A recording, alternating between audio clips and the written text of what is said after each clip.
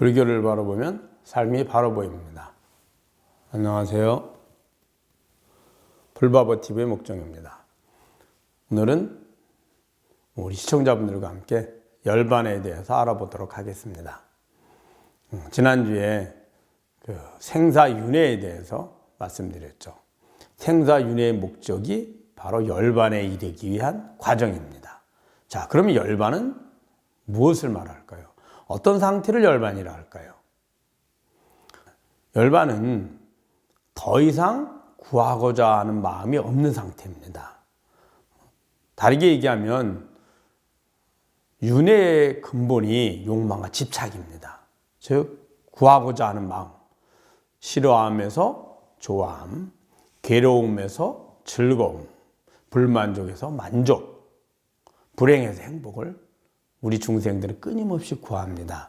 그 구하려고 할 때 구하는 마음이 있고 그 마음을 표현하는 언어가 있고 행위를 통해서 몸을 통해서 대상들을 구하게 되죠. 우리의 삶입니다. 구하고자 하는 마음을 언어로 표현을 하고 행위로 표현을 해서 그 구하고자 하는 대상을 얻어서 내가 즐거운 마음, 좋아하는 마음, 만족한 마음, 행복한 마음을 얻는 거거든요. 그런데 싫어하면서 좋아함을 구하는 마음이 사라지면 어떨까요? 사라지면 구할 필요가 없겠죠. 구하고자 하는 마음이 없으면 우리는 언어로도 구하고 싶은 생각이 없을 것이고 행위로도 구하지 않을 겁니다. 그렇다면 굳이 몸일 필요로 해서 몸을 통해서 구할 이유가 없겠죠. 자, 즉 구하는 마음이 사라진 상태, 이때를 열반이라는 겁니다. 그래서 욕망과 집착이 사라진 상태, 다 소진된 상태라고도 합니다. 소진이란 말은 다 타서 없어진 상태.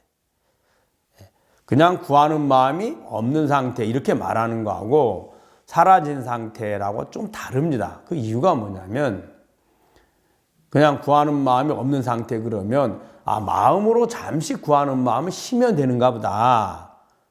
없게. 예를 들면 여러분들이 배가 부르고 나면 음식을 먹고 싶은 생각이 없을 것이고 춥다가 따뜻한 방 안에 들어오면 따뜻함을 구하는 마음이 사라질 겁니다. 그렇다 그래서 열반은 아닙니다. 잠시 잊혀진 거죠.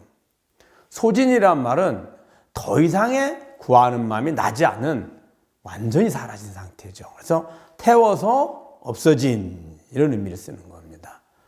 다시는 구하는 마음이 일어나지 않는 상태를 말한 거죠. 자, 그러면 어떻게 하면 그것을 얻을 수 있을까요? 열반을 얻으면 윤회가 끝이 납니다. 어떤 사람은 태어나서 늙고 병들고 죽음이 이번 한 번뿐만 아니라 수억만 번 반복해도 열반에 이르지 못하는 경우가 있습니다. 어떤 사람은 이번 한 생에 열반을 얻어서 다시는 윤회하지 않는 경우도 있고요. 어떤 사람은 10번을 윤회하고 나서 얻을 수도 있고요. 어떤 사람은 10,000번을 윤회하고 나서 얻을 수도 있습니다. 그런데 열반이라는 상태는 그러면 어떤 상태일까요? 말씀드린 것처럼 구하는 마음이 없는 상태입니다. 우리가 하는 모든 일은 내가 원하는 마음, 즉 싫어하는 마음에서 좋아함을 구하려고 하고 좋아하는 마음을 준다고 여겨지는 대상이나 조건을 구하는 게 우리의 삶이죠. 우리 끊임없이 대상과 조건을 구합니다. 그러나 그 대상과 조건이 나에게 행복을 준다고 착각을 하지 사실은 행복이 아닙니다. 어느 조건도 내가 싫어하면 행복하지 않습니다. 즐겁지 않고요. 어느 조건도 내가 좋아해야만 행복하고 즐겁습니다. 좋아하고 싫어하는 것은 내 마음이지 내가 선택하는 거지 밖의 대상하고는 관계가 없습니다. 어떠한 조건도 내가 싫어하면 괴로움이고 불편함이고 어떠한 조건도 내가 좋아하면 즐거움이고 만족이고 행복인 거거든요. 중생은 어리석어서 내가 좋아하는 마음을 내고 그 좋아하는 마음을 준다고 여겨지는 대상을 구하려고 하고 그 대상을 구하는데 돈이 필요하니 돈을 벌려고 합니다. 그래서 우리는 태어나서 끊임없이 그 대상이나 조건을 갖추려고 한 거죠. 그래서 몸이 꼭 필요합니다. 몸으로 실천해야만 되기 때문이죠. 그런데 좋아함과 그 다음에 만족과 행복의 근원은 바로 좋아하는 마음 때문에 시작된 거거든요.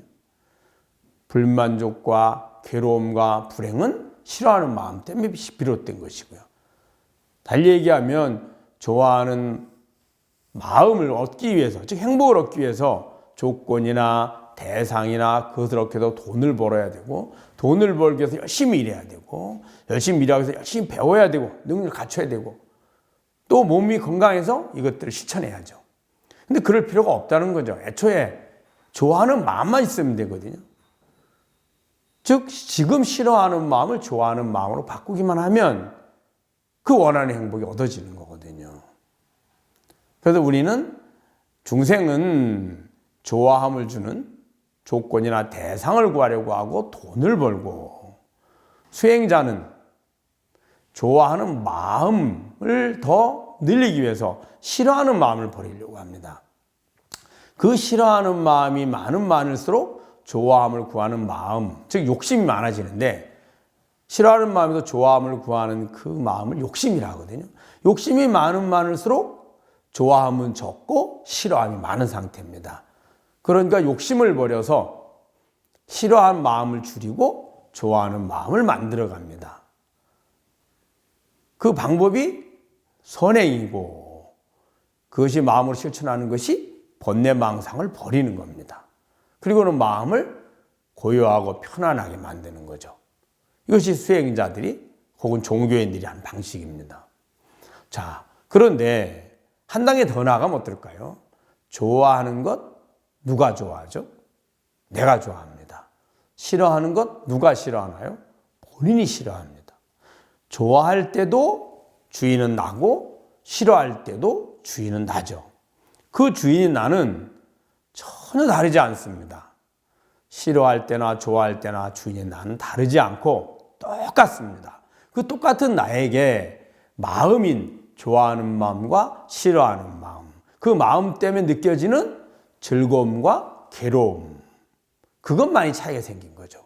더 나아가서 어리석은 중생들은 즐거움을 준다고 여겨지는 대상들, 괴로움을 준다고 여겨지는 대상들, 이런 것들이 차이가 있지 본인 주인에게는 전혀 다르지 않습니다. 만약 전혀 다르지 않는 나를 안다면 굳이 싫어하면서 좋아함을 구하려고 애를 쓰고, 좋아함을 준다고 여겨지는 대상을 구하려고 하고, 대상을 구하기 위해서 몸이 필요하고 지식이 필요하죠. 이런 것들이 사실은 전혀 필요 없는 것들이죠. 그래서 좋아함과 싫어함의 주인인 나로 돌아가는 겁니다. 그 나를 우리는 진여 자성이라 합니다. 그 진여 자성을 깨닫는 것, 이 진여라는 말은 참으로 변하지 않고 똑같은 이런 의미고요. 자성이란 본래 나의 성품이라는 뜻입니다. 그 진여 자성을 바로 나이구나 라고 아는 것, 그것을 확실히 여실히 아는 것, 깨달음이라 합니다. 그 나를 알게 되면 어떨까요? 더 이상 싫어함에서 좋아함을 구할 필요가 없어지겠죠. 그 필요가 없으니 구할 몸도 필요가 없고 구할 대상도 필요가 없어지죠. 이 상태, 그 상태를 열반이라 합니다. 더 이상 싫어함에도 좋아함을 구할 필요가 없는 마음의 상태, 그 상태를 우리가 열반이라 하거든요. 그 상태를, 자성을 참나다, 참으로 나다. 왜냐하면 우리는 보통 그 참나의 나에 비춰진 내 마음, 그래서 싫어하는 마음이 오면 나는 기분이 안 좋아, 나는 괴로워, 나는 불행해, 이렇게 얘기하고요. 좋아하는 마음의 상태가 오면 나는 즐거워, 나는 행복해, 나는 기뻐, 내 마음이 너무 행복해, 이렇게 얘기하죠.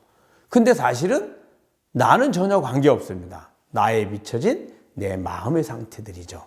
그래서 나에게 비춰진 진정한 나, 즉 참나에 비춰진 내 마음의 상태를 나로 착각을 해서 싫어함과 좋아함을 구하려겠고 또 그것을 구해주는 몸을 나로 착각해서 몸이 건강을 유지하려고 하고 건강을 유지하려고 하다가 유지하지 못하면 늙고 병들어 죽게 되고 또 새로운 몸을 구하게 되고 이것이 윤회의 모습이거든요.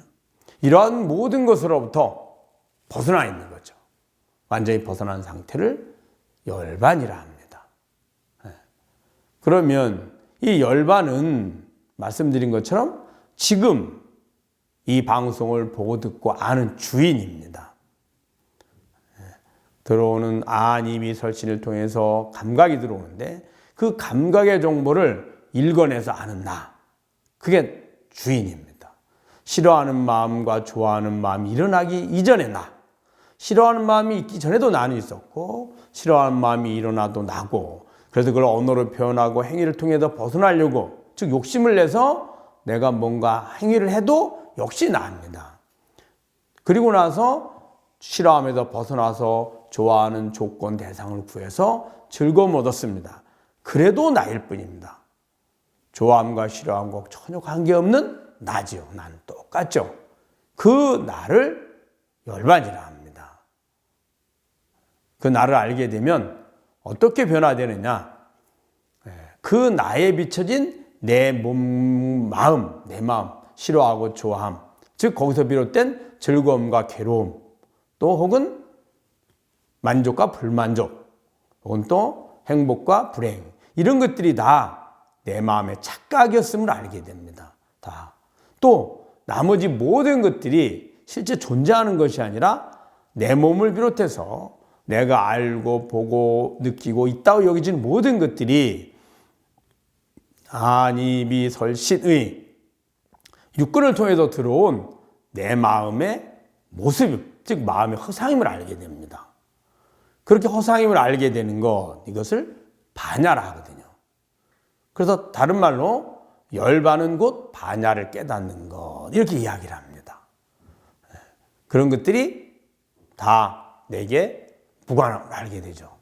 그래서 열반을 얻기 위해서 수행자들은 끊임없이 욕망과 집착을 버리고 본내망상을 버리고 마음을 고요히 해서 마음을 무심으로 만듭니다. 무아죠.